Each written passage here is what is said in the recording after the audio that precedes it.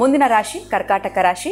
ಗುರು ಬದಲಾವಣೆಯಿಂದ ಕರ್ಕಾಟಕ ರಾಶಿಯವರಿಗೆ ಯಾವ ರೀತಿಯಾಗಿರುವಂತಹ ಫಲಗಳಿದೆ ಬನ್ನಿ ಕೇಳೋಣ. ಗುರುಗಳೇ, ಮುಂದಿನ ರಾಶಿ ಕರ್ಕಾಟಕ ರಾಶಿ, ಇವರಿಗೆ ಗುರು ಬದಲಾವಣೆಯಿಂದ ಯಾವ ರೀತಿಯಾಗಿರುವಂತಹ ಫಲಗಳಿದೆ? ಗುರುಬಲ ಇದೆಯಾ ಇಲ್ವಾ? ಇನ್ನು ಕರ್ಕಾಟಕ ರಾಶಿಯವರಿಗೆ ಹೋದ ಬಾರಿ 11ನೇ ಮನೆಯಲ್ಲಿ ಗುರು ಇತ್ತು. ಏಕಾದಶ ಸ್ಥಾನೇಶು ಶುಭಫಲ ಪ್ರಾಪ್ತ್ಯರ್ಥಂ ಬೃಹಸ್ಪತಿ ಅನುಗ್ರಹ ಶುಭಫಲ ಪ್ರಾಪ್ತ್ಯರ್ಥಂ ಅಂತ. ಇದೀಗ ವ್ಯಯಸ್ಥಾನಕ್ಕೆ ಬಂದಿದ್ದಾನೆ ಗುರು, 12ನೇ ಮನೆಗೆ ಬಂದಿದ್ದಾನೆ. ಖರ್ಚುಗಳು ಸ್ವಲ್ಪ ಜಾಸ್ತಿ ಕಾಣಿಸ್ಕೊಳ್ತವೆ, ಹೆಚ್ಚು ಕಾಣಿಸ್ಕೊಳ್ತವೆ. ಎಷ್ಟು ನಿಮಗೆ ದುಡಿಮೆ ಕಡಿಮೆ ಇರುತ್ತೆ, ಖರ್ಚು ಹೆಚ್ಚಿಗಿರುತ್ತೆ. ಎಂತ ಅಂತಂದ್ರೆ ತುಂಬ ಟೆನ್ಷನ್ ಮಾಡ್ಕೊಂಡು ಬಿಡ್ತೀರಿ. ಆದರೆ ಇದು ಪರ್ಸೆಂಟೇಜ್ ಮಾತ್ರ. ಯಾಕೆ ಪರ್ಸೆಂಟೇಜ್ ನಾನು ಹೇಳ್ತಾ ಇದ್ದೀನಿ? ನಿಮ್ಮ ರಾಶ್ಯಾಧಿಪ ಇದ್ದಾನಲ್ಲ ಚಂದ್ರ ಮತ್ತು ಗುರು ಇದ್ದಾರಲ್ಲ, ಇವರಿಬ್ಬರು ಕೂಡ ಅತ್ಯಂತ ಅದ್ವಿತೀಯವಾದ ಮಿತ್ರರ ಮಾತ್ರವಲ್ಲ, ಒಂದು ಯೋಗವನ್ನೇ ಕೊಡತಕ್ಕಂಥವ್ರು. ಅದಕ್ಕಾಗಿ ಎಲ್ಲೋ ನಿಮ್ಮ ಮಿತ್ರರು ಯಾವಾಗಲೂ ನಿಮ್ಮ ಜೊತೆಗೆ ಇರ್ತಕ್ಕಂಥವ್ರು. ನಾನು 2 ವರ್ಷ ಹೊರದೇಶಕ್ಕೆ ಹೋಗ್ತಾ ಇದ್ದೇನೆ ಅನ್ನೋವಾಗ ದೂರದಲ್ಲಿ ಇರ್ತಾರೆ, ನೋಡೋಕ್ಕಾಗಲ್ಲ.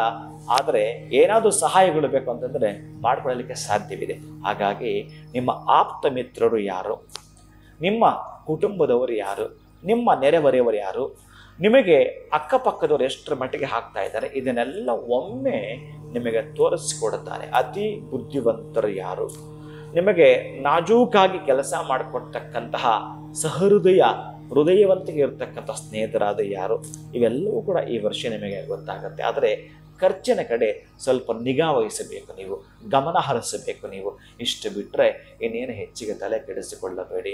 ನಿಮಗಿರ್ತಕ್ಕಂಥ ಅಷ್ಟಮ ಶನಿಯಿಂದ ದೋಷದಿಂದ ಹೊರಗೆ ಬಂದಿದ್ದೀರಿ. ಇನ್ನಿರ್ತಕ್ಕಂಥ ತಾಪತ್ರಗಳು ಒಂದೊಂದಾಗಿ ಬಿಗಡಾಯಿಸ್ತಾ ಬರ್ತವೆ. ಅದರಲ್ಲಿ ದಶಾಭುಕ್ತಿ ಏನು ನಡೀತಾ ಇದೆಯೋ ಅದನ್ನು ಒಮ್ಮೆ ಗಮನಿಸಿ.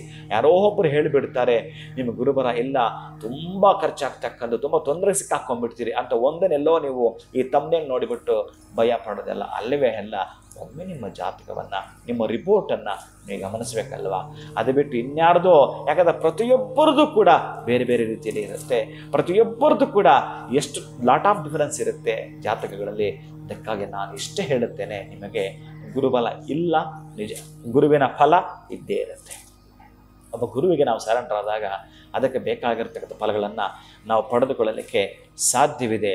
ಹಾಗಂತೇಳಿ ಕರ್ಕಾಟಕ ರಾಶಿಯವರು ಮುತ್ತನ್ನು ಜೊತೆಗಿಟ್ಕೊಳ್ತಕ್ಕಂಥದ್ದು, ಅಂದರೆ ಪರ್ಲ್ ಇರುತ್ತಲ್ಲ, ಅದು ನಿಮ್ಮ ಜೊತೆಗಿಟ್ಕೊಳ್ತಕ್ಕಂತಹದ್ದು. ನಿಮ್ಮ ಮನೆಯಲ್ಲಿ ಅಕ್ಕ ತಂಗಿರಿದ್ರೆ ಅವರಿಗೆ ಒಂದು ಮುತ್ತಿನ ಮಾಲೆಯನ್ನು ಗಿಫ್ಟ್ ಆಗಿ ಕೊಡ್ತಕ್ಕಂತಹದ್ದು. ಅಥವಾ ಅಕ್ಕಪಕ್ಕದಲ್ಲಿ ಅಮ್ಮನವರ ದೇಗುಲವಿದ್ದರೆ ನೀವು ಗುರುವಿನ ಮಂತ್ರ ಹೇಳೋ ಮುಖಾಂತರ, ಆ ಗುರುವಿಗೆ ಸಂಬಂಧಪಟ್ಟ ಅಷ್ಟೋತ್ರ ಹೇಳೋ ಮುಖಾಂತರ, ಚಂದ್ರನಿಗೆ ಸಂಬಂಧಪಟ್ಟ ಕವಚವನ್ನು ಹೇಳೋ ಮುಖಾಂತರ ಆ ಅಮ್ಮನ ಕೊರಳಿಗೆ ನೀವು ಹಾಕ್ತಕ್ಕಂತಹದ್ದನ್ನು ಮಾಡಿಕೊಂಡ್ರೆ ನಿಮಗೆ ಅದೇ ರಕ್ಷೆ ಆಗಿರುತ್ತೆ. ರಕ್ಷಣಾತ್ಮಕವಾಗಿಯೂ ಕೂಡ ಕೆಲಸ ಮಾಡ್ತಾ ಬರುತ್ತೆ. ಅದರ ಸ್ಥಾನ ಪಲ್ಲಟ ಇರುತ್ತೆ. ನೀವು ಮನೆಯನ್ನು ಬದಲಾಯಿಸುವಂಥದ್ದು, ಜಾಬ್ ಬದಲಾಯಿಸುವಂಥದ್ದು ಇವೆಲ್ಲವಿರುತ್ತೆ. ಸ್ವಲ್ಪ ಎಚ್ಚರದಿಂದ ಇರಿ. ಸಾಧ್ಯವಾದಷ್ಟು ನಿಮ್ಮ ಮೇಲಾಧಿಕಾರಿಗಳಾದ ಕಿರುಕುಳ ಅಂತ ಬಂದಾಗ ಸ್ವಲ್ಪ ಪೇಷನ್ಸ್ ಇಟ್ಕೊಂಡು, ತಾಳ್ಮೆ ಇಟ್ಕೊಂಡು ಅಲ್ಲೇ ಉಳ್ಕೊಳ್ಳಲಿಕ್ಕೆ ಪ್ರಯತ್ನ ಪಡಿ. ಯಾಕೆಂತಂದರೆ ನಿಮಗೆ ಹೇಗೋ ಒಂದಷ್ಟು ಸಂಬಳ ಬರ್ತಾ ಇತ್ತು, ಯಾರೋ ಆಸೆ ತೋರಿಸಿ ಮತ್ತೊಂದು ಕಡೆ ಹೋಗ್ತೀರಿ, ಅಲ್ಲೊಂದು 2-3 ತಿಂಗಳು ಆದಮೇಲೆ ಮತ್ತೆ ಇಲ್ಲಿ ಕೆಲಸ ಇಲ್ಲ ಅಂತ ನಿಮ್ಮನ್ನು ವಾಪಸ್ ಕಳಿಸಿದಾಗ ಅದೂ ಇಲ್ಲ ಇದೂ ಇಲ್ಲ, ಈಗೆಲ್ಲ ಆಗೋ ಸಾಧ್ಯತೆ ಇರುತ್ತೆ.